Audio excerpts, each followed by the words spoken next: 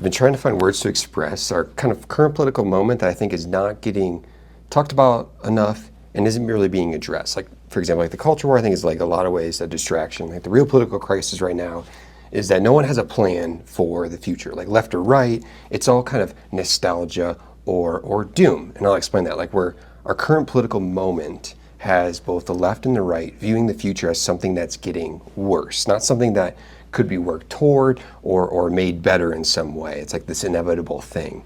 And like take the right, someone like J.D. Vance sees history as kind of cyclical. You know, decline is the next inevitable phase, right?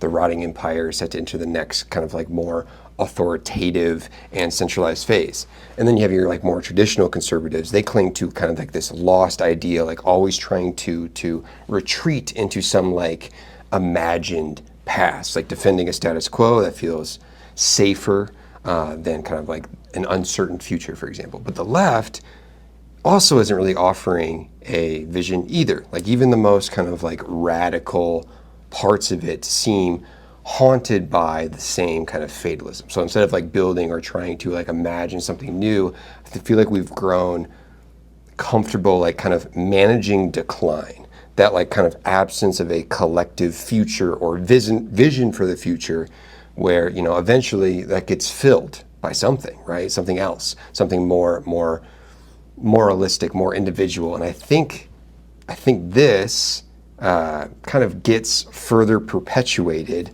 by like being online, for example. So you start to see kind of the rise of like, you know, moral purity test, a kind of like resistance to coalition building, like symbolic politics over more practical things, like aesthetic gestures, symbolic gestures that replace material and real world political action. So it's not that like people don't care, it's that they feel defeated. They don't know what to do. Like kind of like dreaming of a better future feels naive in a way. And when you feel like that, like the future is foreclosed, you stop organizing toward it. You start managing your own behavior instead, because that's all you feel like you can do. So the left becomes kind of like inward, where the right kind of clings to this myth of the past. And both, as my point is both are abandoning the project of imagining something worth building.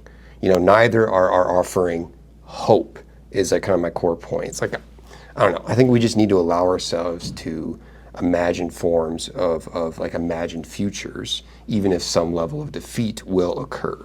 Like we must continue to plan for better ideas of the future.